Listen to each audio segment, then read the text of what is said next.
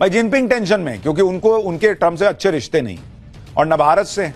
Jinping को पता है कि अब ये जोड़ी मिलकर उसे पानी पिलाएगी। ट्रंप तो वो नेता हैं जिन्होंने अपने पिछले कार्यकाल में ही चीन के खिलाफ ट्रेड वॉर शुरू कर दिया था। चीन से आयात होने वाले सामानों पर भारी कस्टम ड्यूटी लगा दी थी। इससे अमेरिका में चीन का सामान बिकना मुश्किल हो गया था। चुनावी अभियान में ट्रंप चीन के सामान पर 60% टैरिफ लगाने की बात ऑलरेडी कह चुके हैं, जबकि अन्य देशों पर यह टैरिफ 10% तक रहता है। चीन के नुकसान का सीधा फायदा भारत की कंपनियों को होगा। दूसरी बात, ट्रंप सत्ता में आए तो वो टेक कंपनियों और सप्लाई चेन से जुड़ी कंपनियों को चीन से दूर कर सकते हैं। ऐसी कंपनियां चीन से दूसरे देशों में शिफ्ट हो सकती हैं जो ऑलरेडी कई हो रही हैं, और वो भारत आ सकती हैं। भारत का फायदा हो सकता है, जैसे कई कंपनियां ऑलरेडी भारत आ रही हैं।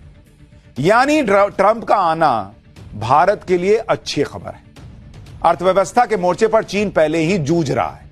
ट्रंप के आने से उसकी मुसीबत और बढ़ सकती है। पूरी दुनिया में इस वक्त भारत और चीन की बात हो रही है। लोग कह रहे हैं कि क्या ही गजब हो रहा है, चीन और भारत की इतनी जबरदस्त दोस्ती कैसे होने लगी, लोग पूछ रहे हैं। चीन तो भारत की दोस्ती के लिए ऐसा बिछा जा रहा है, दोस्ती को लेकर ऐसे ऐसे बयान दे रहा है चीन, जिन्हें सुनकर ही ट्रंप का बीपी हाई हो रहा होगा। भारत और चीन की दोस्ती की सबसे बड़ी खबर तो आज आई है।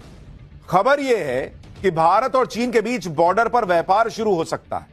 एलएसी पर टेंशन के बाद यह व्यापार ठप हो गया था। अब 5 साल बाद इसके फिर से तेजी पकड़ने की संभावना है। इसके लिए भारत और चीन के बीच बातचीत चल रही है। यह खबर डोनाल्ड ट्रंप के लिए एक बहुत बड़ा झटका है, क्योंकि ट्रंप इस वक्त ट्रेड को लेकर भारत और चीन दोनों से भिड़े हुए हैं। लेकिन ट्रंप को बहुत जल्दी ही समझ में आ जाएगा कि जो खेल ट्रंप ने शुरू किया उसे भारत और चीन मिलकर खत्म करने की कोशिश कर रहा है।